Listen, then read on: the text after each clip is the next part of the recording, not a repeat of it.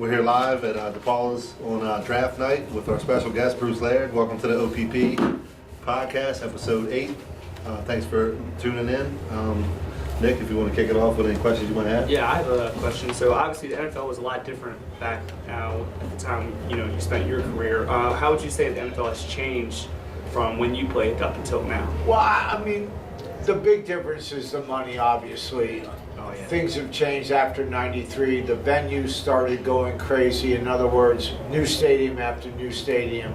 What we call the CBA, the new collective bargaining agreement, was put into effect where players that were not, let me put it to you this way, players that you thought had potential were given a great deal of money up front on the belief that they could play. In my generation, I'm a pre-93 player, so I came in the league in 1972, left in 1986. So you see that and you go, wow, that's a great thing for the player, for the National Football League player that starts, but at the end of the day, you're going to realize that you're going to make so many mistakes and front end load millions of dollars to players that bust out. And I mean, everyone's talking about this up until tonight and weeks before and weeks after. Look at all the first round busts. You're giving them all this money, you think they're the guy, and they can't even get through, not 1 or 2 years, they can't get through anything. And you paid out front all that cash. Jamarcus Russell, LSU. Yeah, well, Sam Bradford, I think, was the first big one. He got like 45 or so million guaranteed up front. Absolutely, Nick. It was close to 50 million, Yeah. and that was the standard of the CBA that still has some years to go, but that CBA was changed after Bradford's contract, and here's what exactly happened. The owners came in and said, this has got to stop. We just can't gamble that much, and the league got back, I mean the union got back somewhat in lockstep, but not really, but they put it together where they go, well, let's take some of those millions and finally give it back to the retired players. And that was our first legacy benefit, that what I call the makers of the game. The gentlemen like Gino Marchetti, John Unitas, and we can talk about New Rockney, we can talk about everybody from around the league that made the league in the early 15 years of the league. They gave them a legacy benefit on their pension, which basically just took them back to slave labor, but it did help them. And that was one of the big things that the league pushed the union to really do. Again, with those big contracts, it's like going to a casino and pissing away a bunch of money. Like, how many guys, like Jamarcus Russell, I was saying, I think he had a $100 million contract and probably was in the league 6 years of it. So I mean, that guy got. Yeah, he had a lot of off the field issues too. Right, but I mean, yeah, that was a lot of money for a guy. That he started 1 year in college, had a good year, and they gave him $100 million. He played 3. He probably started 2.5 years, and he sat 2.5 years. So out of that $100 million, he probably got a good 60. And he probably earned about 6,000 of it. and guys, like we talked about, I mean, if you really want to go through the last 15 years of this draft, and let's talk about the first round, because that's the money, the real money round. Successes versus busts. We all know it's not an exact science whatsoever. You're thinking of the intangibles, and as I've retired now for over 30 years, I call it the spandex league. And the fact that coaches, scouts, and everybody, when you get into this world of tryouts or help me here, whatever. Combine? The combines and all that, it's the spandex business. So he looks good, he's tall, he's thin, he runs fast. He jumps, he does that. And I'm going to take you back to someone, I'm dating myself, but Tom Drugas in 1973, I believe, was our first round draft pick out of Oregon. offensive tackle, a spandex perfectionist, could bench press, could squat, could do all these things, could run a little bit, but i.e., no feet as an offensive lineman, Gotta have that. no heart. He was awful. It was a combine warrior. That's what they call him Awful. now. Yeah. And for me, and guys, I mean, my world came, I mean, listen, I was too small, too white, too part of a different era. I couldn't get into a Division I school because, again, not tall enough, not big enough, not fast enough. I went to a Division II school, made my way through, got through the last 3 years of my career. I punted, I returned. I mean, I was a little bit of everything, but I had the want. I wanted it. Right. I think that's a big part of it. I wanted it so bad. And I got the opportunity. Baltimore drafted me. And yeah, could I play in the National Football League right away? No, obviously not. There was Rick Volk, Jerry Logan. I couldn't, but I had talent, and I got it. And that's the key. And now, because it's so much money and so much business, as the Ravens have gone, you've seen players that we've had and we selected in the first or second round, and we will keep them for 2, 3 years, only, gentlemen, only because you can't embarrass yourself for making that Yeah, it's a pride. bonehead mistake. Right. That jumps right into my head. One name, Sergio Kindle. Oh, it goes on and on He across was the a- league. Well, he was such a great college player, and again, the speed of the NFL, I think, was too much for him, and plus he was just a bonehead. He got in so much yeah. trouble all the time, everything. But, You know, as young players, we're all pretty stupid. I get all that, but and I said this to my dad. My father was a military man, and going off to my senior year in college, we had the big argument. You won't give me a car. You're an idiot. You won't, you know, blah blah blah blah blah. And then 2 years later, after I graduated, I said, Dad, I'm the idiot. I've just never listened to what you said, and it's time these young guys do that. And another thing I want to ask is, obviously, you were selected by the Ravens. You see how big of a deal the draft is now. You get the guys showing up in these fancy clothes, or they'll even stay at home and have parties at home. They get the call from the teams. So what was it like when you got selected? Like, what was the difference? Nikki, that's such a great question. I was a boy from New England. I grew up in Situate High School. I went to American International College, which is a Division II school. And granted, yes, I had a lot of good credentials from a small school, and a lot of great players come from small schools. Not that I was a great player, but that come from small schools.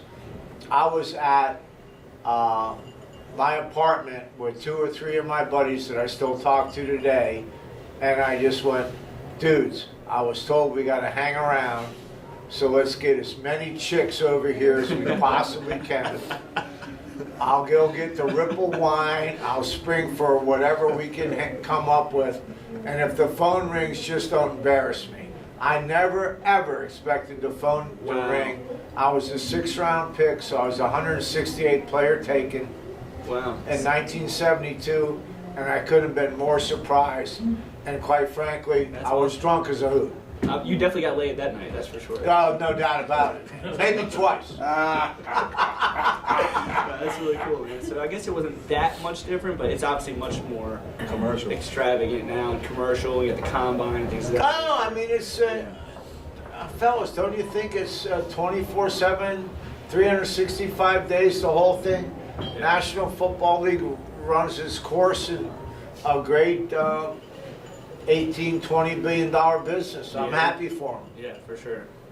So another thing I wanted to ask you is, like, obviously the league has changed a lot in the sense of the rules and things of that nature with all the CTE and the head injuries. Have you ever experienced that you know of a head injury or have any signs of CTE or anything like that? Well, Nick, I've had multiple concussions. I mean, I'm talking 12 or more where I'm out cold, and many, many thousands of what everyone calls the ding. You know, and high school players, middle school kids, Everyone has it. Lacrosse players, hockey players, skateboarders, skiers. You just go, you go, oh my God, what was that? You just, Well, that's the thing. It's a mini concussion. And how the league is handling it, that's a whole nother discussion. But at the end of the day, it does affect you cognitively. And what's crazy about what's gone on since Mike Webster was diagnosed with the CTE is it affects 40-year-olds, 50-year-olds. Some people aren't affected till in their 70s. But the CTE issue, ladies and gentlemen, it is so real. It's so true. And it's ruining hundreds of NFL families where wives or loved ones go, what has happened to my man? Why has he gone through depression, mood changes, violence, where he was a sweet, loving husband? And they're not demented yet. There's no Alzheimer's yet. There's no Parkinson's. There's no ALS. Thank the Lord. They're going through all this, and their families and their children and their loved ones are ruined by it. Was there any precautions at all taken back then for anything like that at all? Like they do now? Here's the special. Here's the special. I want people to understand this. When I got knocked out, and I got knocked out twice in 1976, I believe. No, it was 74. In New York. Draw play by a little squatty fullback, hit him right in the knee. Bingo, I'm out. I go back, I shake it off, and I'm out now. I go back, I shake it off. They give me back my hat, the helmet. Because I think... Back then it pretty much was a hat. I'm sure. Yeah, I mean, I'm invincible. I'm 25 years old. Yeah. Okay, so I got knocked out. I go back, that's in the second quarter. In the fourth quarter, same draw play, same dude, smack the heck out of him. I'm out again. I was never seen by anybody but by the orthopedic surgeon that was on the sideline and asked me where I was, how am I feeling, and you okay? So I go, I'm in New York, it's Shea Stadium, I got a little bit of a headache, but I'm a warrior, so I go, give me back my helmet, my hat, I'm playing again. Wow. And guess what? I got my hat back, I went in and I played, and my wife at the time, by Sunday night, was calling my trainer and had me in John Hopkins on Monday morning. Wow. Was that like drive back then, anything to like fear of losing the spot, losing the starting job, or was that just you? Was that just how how Well, the things played back? I mean, think about it. The concussion thing for boxers and hockey probably was out there, but there was so much information that the league had from the doctor perspective. Well, let's look at it this way, fellas. How about as a CEO of the National Football League? So there's 32. So you have the one guy. It's not Goodell, but you have this one guy. And you go, if we have to admit, not only to our players, but the American public, that multiple concussions and 2 concussions or whatever can cause brain damage, where is our players coming from? What are we going to do with mom and dad and forget the soccer moms. What are we going to do with Texas and all these great families that want these young boys to go play football? Where does it come from? There's no minor leagues in the National Football League, gentlemen. It comes, you go to high school, you get the shot in college. The college, hopefully, you get a great education and it enables you to move on. Where does the beef come from, boys? So, do you think that it was always as frequent of an occurrence, or do you think that it's more well documented now, or do you think that the players are becoming bigger, stronger, faster than we are able to develop technology like a better helmet, or do you think it's just a mixture of all those things? First and foremost, you cannot stop, no matter what technology they have, the concussion situation. You just can't. Yeah, you can only hope I've to been hit so hard and not in the right spot where I've got up and, oh yeah, I've shaken it off, but it didn't bother me. But Just then the nature of the game. the knee to the side, I mean, all those things. If you are, as a young person, I'm going to say from like 10 to 16 or something, and you're playing no matter what you do, whether you ski, whether you skateboard, hockey, no matter what, and you have been multiple concussed 3 or more times, as a parent, I urge you, he is not or she is not allowed to continue to do that, whatever it is. Soccer, you cannot, because the cognitive issue is real. The CTE problem is so real. I've had 24 of my teammates, I call them teammates, some in the National Football League, that have literally killed themselves. Killed themselves. The big name was Junior Seau. Of course, did you see 30-30, by the way? It's a tremendous program. I haven't seen that one. I mean, it's, so, I don't mean to be morbid, and, you know, it's a great game. We were never told that in our generation. They're letting them know that now, and I get it. Now, if a player wants to continue, but a 21-year-old kid that can't handle that. Yeah. He needs his parents, a surrogate. He needs someone to say to you, you've now been multiple concussed 3 or 4 times. You're 24 years old. Here's what I suggest. I'm going to take you to a dementia Alzheimer's ward. And I'm going to let you know that if you continue in this endeavor and you're concussed again and again, you have a 38% chance of being that man or that woman in that seat. And now, hey, listen, they said it to me when I was 24. What are you talking about, man? Are you kidding me? I'm the dude.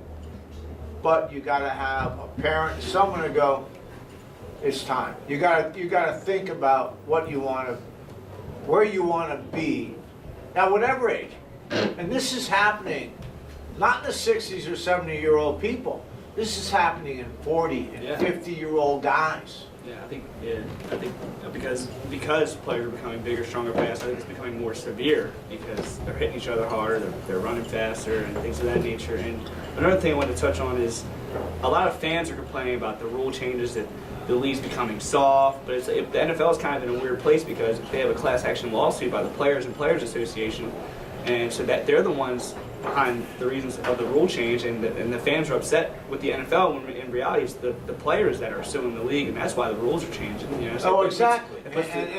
And it didn't come forward until a smart attorney started peeling back the literature that was done back in the late 50s, early 60s, about multiple concussions that the league knew, the medical community knew, and it continued to grow and it continued to have happen. And it took the late, great John Mackey, who's a Hall of Famer, first combined NFL, AFL union president, to come up with dementia. And we go, what's up? What did you know? Did you know? And then the closed thing goes. The National Football League has committed $1 billion, not to players, not to the fact that we were multiple concussed and messed up, to the fact that they will not let the American public know what they knew about concussions. It's not about us. It's about holding back the truth of what they knew for over 20 years about concussions. Politics. It's even worse than tobacco. Even worse than tobacco. It's definitely a lot of politics with the NFL. Another thing is like the fact that like marijuana is a banned substance in the NFL, but they shoot these players up with addictive painkillers and opioids and such. But when marijuana is still banned for players, and they use that for a lot of. It's legal in Maryland now. Yeah, I think it's legal in Seattle. Like at least let the Seattle players get. Yeah, I mean, it's so crazy. I think, if I'm not mistaken, although I dabble in the stock market a little bit, I think we have 12 or 13 states that have legalized marijuana rules, and it's going to change everything. But I don't know if the league will ever get off of that. But yeah, it is ridiculous. They're giving them much worse things than marijuana. Like Much these more painkillers addictive they're things. giving them. What Yeah, is that stuff? I mean, I listen, gentlemen. I love my doctors. I love my trainers. I wouldn't, if you had me and well, I don't want to burn to death, but if you were carving me up a little bit, I'd wait a little. But I wouldn't turn in my doctors or trainers for anything. But everything that we did in the 70s and early 80s, we went in, we got the script, they gave it to us, and we took it legally. There was no, oh man, here's your stuff, and go off on your own. And of course there was opioids, of course there was a lot of other things going on in the National Football League in the 70s and 80s. And a lot of teams were passing out amphetamines and everything else. It just never happened in my career. I have a two-part question. So one is, what would you like to see happen with the concussion thing, like, with the guys that are suffering from it from the past? And what would you like to see happen in the future with it? Like, what rules would you like to have happen? Again, I don't think you can do too much more with the rules than you've already done. The problem with the rule changes is the National Football League put out the big hit kind of scenario where you saw guys getting blown up. I was a tough, very aggressive football safety. I never led strictly with my helmet. Now, my helmet took me to my defender, but I didn't spear anybody. I didn't go in, put my head down, and try and spear anybody, because even 30, 40 years ago, guys, these players were too shifty. You have to keep your head up. Now, I hit high a lot, and every one of my so-called teammates now, all across the league, thank me for not ruining their legs, because our legs are our business. It's our future, it's our past and present. You cannot play, I can play with a dinged shoulder, I can play with anything, but when my wheels go, I can't play. Right. So we hit high, but we never speared anybody.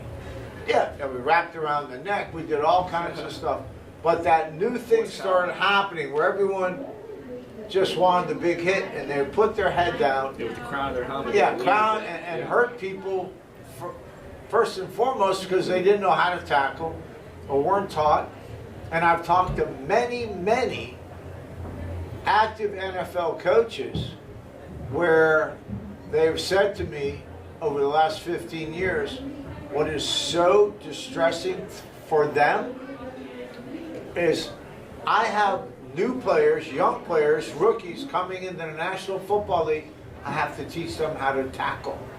They don't know how to tackle, to break down, put your head up, wrap around. As you can see, who wraps up? How many defensive backs? And when you see it, the TV audience, the TV announcers go, isn't that wonderful? Look at that, head and shoulders, he wraps up, he puts them to the ground. Yeah, good tackling corners are hard to come by. That's a lost art because everybody's just throwing their body at somebody. Yeah. If I threw my body at John Riggins, O.J. Simpson, I can go on and on and on, I wouldn't be playing. Right. I had a 14-year NFL career. So, I'd been out a long time ago. now that it's illegal to leave with your head, so there has been a decrease in concussions. Like it's a fact. Like there's the percentage of concussions has decreased, but I feel like there's more ACL tears and leg injuries. Like you were saying, your teammates or your opposing players were thanking you for not blowing. Oh my God! I mean, we're seeing look, that every day. Look what they're doing. They're saying you know you can't go over the shoulder pads, and if you're going up and you can't lead with this and that because so as a player. And as much as it would bother me, okay, fellas, you want to do that? When you go over the middle, I'm going to take you from the thigh down and blow your flipping legs off. And in our generation, we never did that. We always stayed up over the waist. Now, as a DB, because you're going to get fined and you're going to go through all that, you're going to find a lot of wideouts that don't have legs. Sad. Sad, it really is.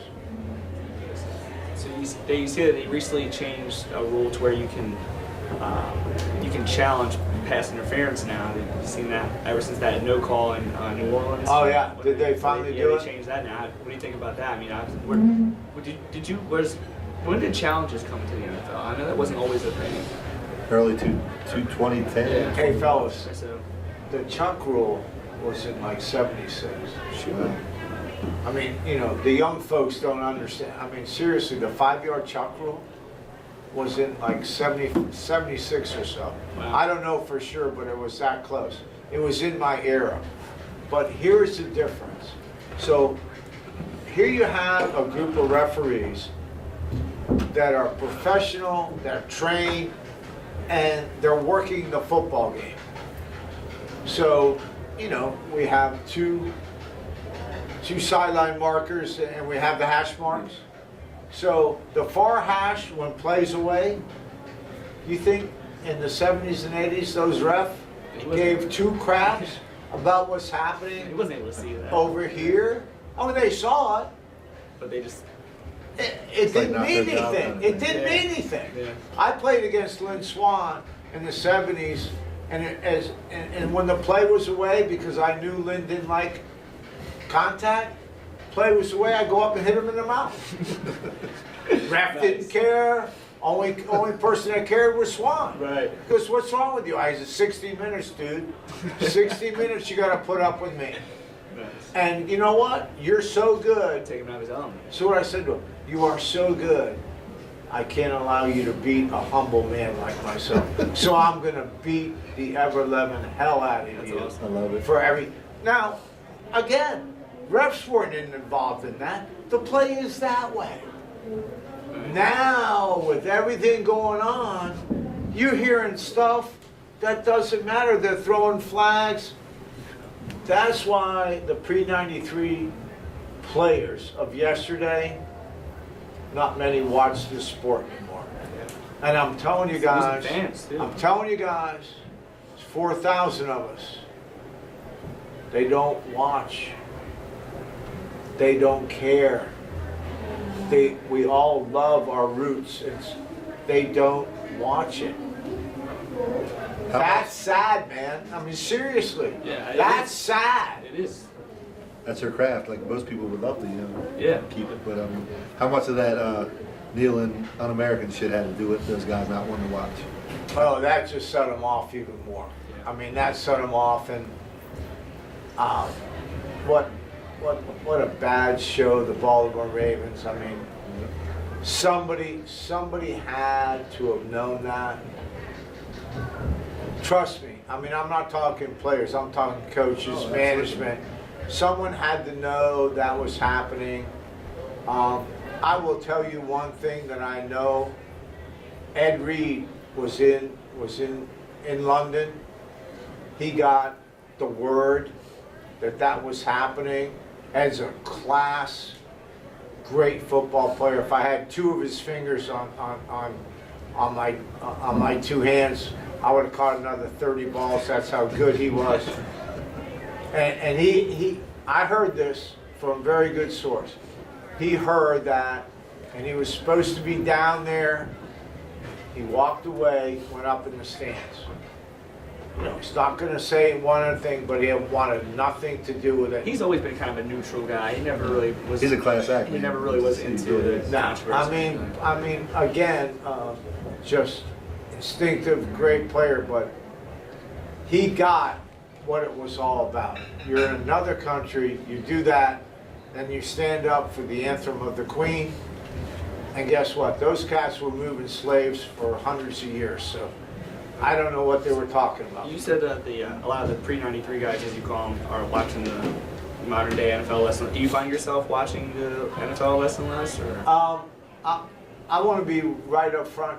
I've loved the National Football League. I've done a lot of TV and radio in this town. I've really enjoyed it, but in the last 5 years, it's been a struggle. I stopped CBS radio just last year, but quite frankly, it's been a struggle for me to waste my 4 hours of time. Not the entire National Football League, don't get me wrong, but there's 28 teams that, at my age, I'd rather go out and do a honeydew, rake leaves, do something than watch 28 teams play. But you being a DB and a safety and playing special teams, like what players did you enjoy watching more of the modern era? Like obviously a guy like Ed Reed, it seems like you. Oh, I mean, yeah, I admired Ed. I admired his instinctiveness. I mean, his gift to catch the football. I've never seen, and I watched it all, from Paul Krause through my time, for over 50 years of watching NFL films and stuff. I've never seen a defensive back have hands as soft and good, and he could catch the ball better than Ed Reed. I mean, he took them off the floor, off high, off low, in his body. He caught footballs, and again, and ran like a running back. And then after that, he had it all. I mean, he was just a really special guy, and I don't think you'll see that again in a long, long time. Yeah. But I thought Tyrann Mathieu was going to be like the closest thing yeah, to him. I mean, the 93 guys, because, gentlemen, this is how we played. You lined up, you moved, the defense moved. So you did something, we did something, so it was instinctive to our 6 days of practice. Here's what they are. First and foremost, know who's in the game, which is just personnel sets, to be simple for the fan. No, is it 3 wides, is it 2 tights, is it 2 backs, or whatever. So you know who's in the game. You studied all week long, 3.5 to 4 games of what are they doing, where are they on the field. They midfield, they're inside the 10, they're outside the 10, they're coming out, going in. All that stuff is knowledge. And you played that way within yourself. The game now is that group of defensive players, if they don't hear it from the coach, they're lost. You can't teach instinct. You can't, you can't teach, and you cannot teach being smart. You cannot teach football IQ. It must be learned. And learned from every day of practice, every day afterwards.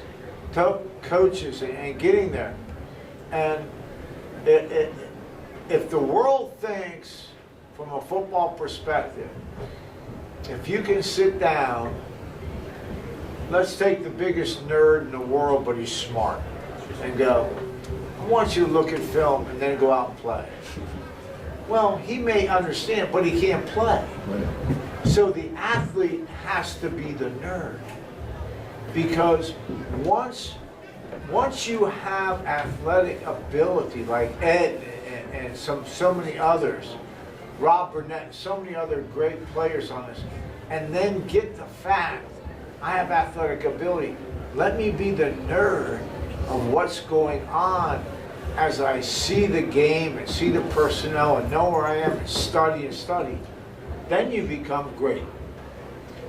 The real good athlete becomes great because he's smart. You see a lot of players, especially quarterbacks, see them develop later in their career, and like that's why their prime has been still in their And let's go back. And I do not want to deface Joe Flacco. Joe Flacco, talented man, can throw it. Didn't want to be great.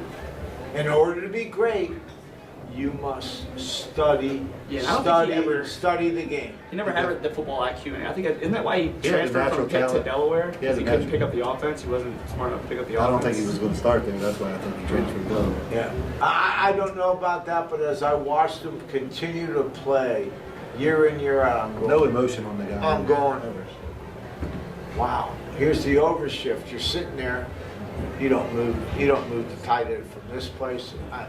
It bothered me. There's a fine line between good and great quarterbacks. Obviously, great quarterbacks kind of make the offense their own, whereas like he was just a.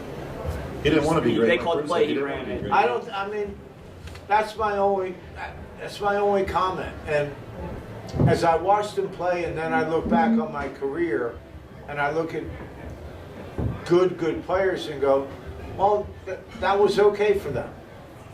So I had to look at myself and go, well, if it's okay for them, why should I feel bad because they don't want to be what I wanted to be? I wanted to be great. I strive so hard every day, every practice, and we had a good time. I really wanted. Now I couldn't get there, but every day of my career I wanted to be great.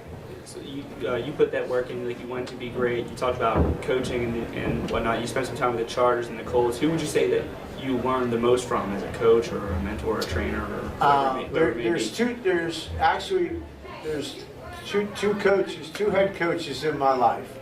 The first one was Ted Marchibroda when he came here from Los Angeles under George Allen and took over the Colts in 1975. A bunch of young guys, average age 24 to 25 years old. Burt Jones just coming out of LSU, and we could play, and we were talented, but we didn't know what the hell we were doing. And Ted started that whole thing, winning, what you have to do to win, the little extra, do the little extra, make sure it's your job first. It's called alignment, assignment, do your job, play football. 4 simple things in life. Alignment, assignment, know your job, and play football. Well, when you first hear that, when you're 22, 23 years old, you go, what the hell are you talking about, dude? And then the whole coaching staff goes, who's in the game? Where are they? What's the personnel set? What do they like to do? Where are you? What's the time on the clock? It goes on, and as I got more and more into broadcasting and being a part of Steve Bisciotti's Ravens and talking to younger players about simple things like that and even more complicated things, the more I saw, and what I'm doing, folks, is going, what are you talking about? And I went, that's the new NFL. They don't embrace what it is. Every single play is another story in the book. Whether you call it a chapter or a paragraph, every single thing, and it continually moves and it continually grows. And the new league is about, okay, man, tell me what to do, I'll do it, and I'm done. That's not a part of a chess game, guys. That's just. But they should know all this stuff from Pop Warner on. They should be taught, like you said, they don't know how to tackle like this. What are they teaching these kids in Pee Wee and high school? I mean, they're not prepping them for the NFL. It's clueless, and believe me, yeah, there's fabulous athletes. Don't get me wrong. I cannot compare myself to a safety that plays in the National Football League in the year 2015. No, I can't. Did I run well? Yeah, I ran well enough, but I got smarter and smarter. So when I was in my 4th or 5th year, I ran 4.6, but I played like I ran 4.5. Yeah, anticipation. I mean, I moved myself, and guess what? I don't make the same mistake twice. Right. Not in that game. I'll make it again and again, but not in that game, because in my generation, you continue to make those mistakes. You're at the bus stop catching the Greyhound, because they're not putting you on a plane. They're giving you a bus ticket back to where you were before, because I made 50 grand. Right.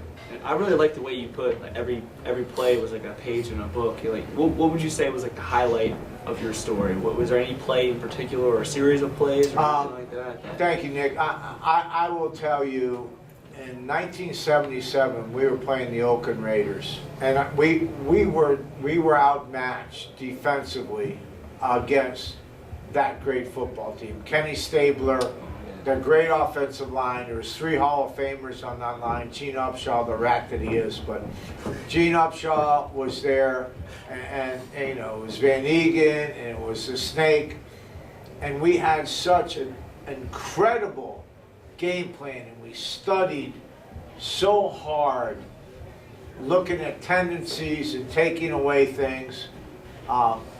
And through film study and the great Maxie Bond that taught me a lot of things, I ended up having two picks, 1 for 6, and it was all about setting up Stabler and just doing what we did best, but giving him different looks.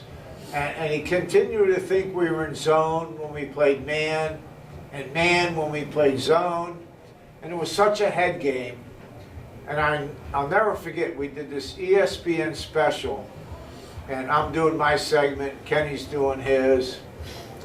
So I love Kenny. I got to know him very, very well, and we talked, and he goes, in his way, he goes, yeah, there's Laird back in there doing his zones, trying to hide from me, you know, a tough guy. Not a fast guy, but a smart guy. He got in there, yeah, and I got picked off twice.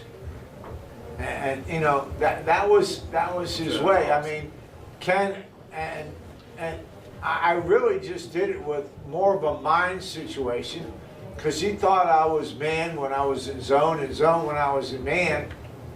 And, you know, because I had the 2 picks, I guess that's why, you know, he was relating to us. But it was a 6-quarter game, and because he was great and his players were great, we ended up losing. But at the end of the day, that was so much fun, because it was like, he doesn't know, I don't know, and I'm messing with him. And he was such a laid-back dude. Yeah, that's and awesome. such a great guy.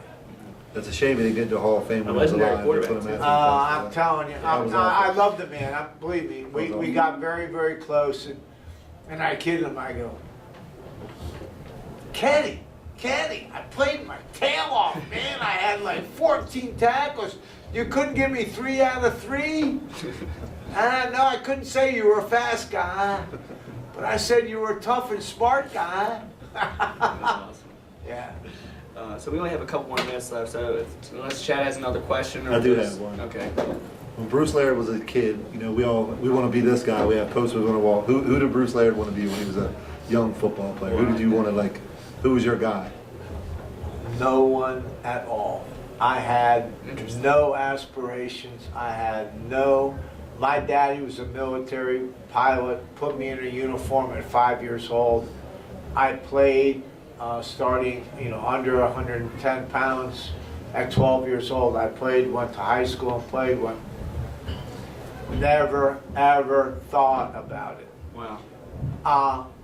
Until my junior year in college, when the Dallas Cowboys came over and said, we're thinking about you, you know, maybe da-da-da, and Dan Reeves wore number 30, and he played for Dallas, and that was the first glimpse where I said, these guys drunk?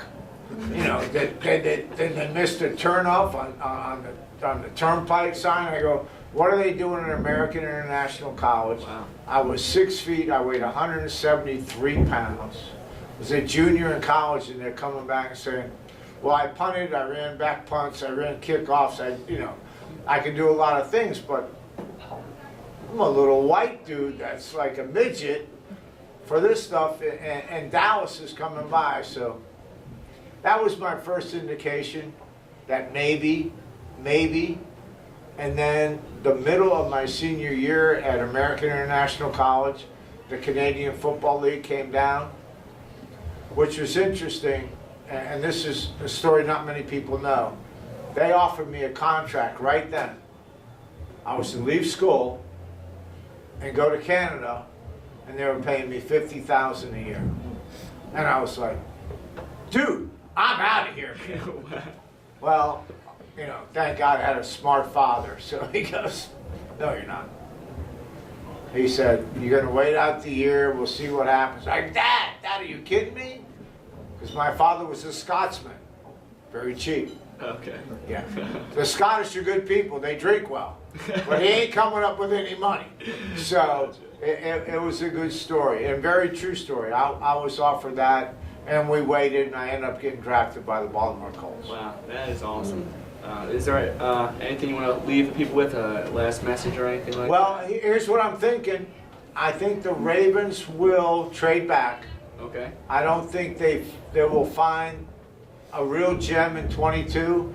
I think they need as many draft picks as they got. So my gut is they trade back somehow, grab another 1 or possibly 2 somewhere along the line. Yes, they don't have a 2 right now. Yeah, they don't have the 2, so that's where I think they're going. Wow. Yeah. So we'll see. I Yeah. mean, 8 o'clock is the big day. Yeah, just about 5 minutes here. We appreciate having you on. I love you guys. so Thanks much. for Yeah, having thank me. you That so was much. awesome. Really appreciate It was fun reminiscing. Yeah. I Have you on appreciate it. again. We have to have you on. At the end of the season, we have you and look back Yeah, at yeah, we'll a do that. segue back to the season. Yeah, Yeah, for sure. there you go. All right, Appreciate it. Thank you. You know what OPP? You know what OPP? You know what OPP? Who's down with OPP?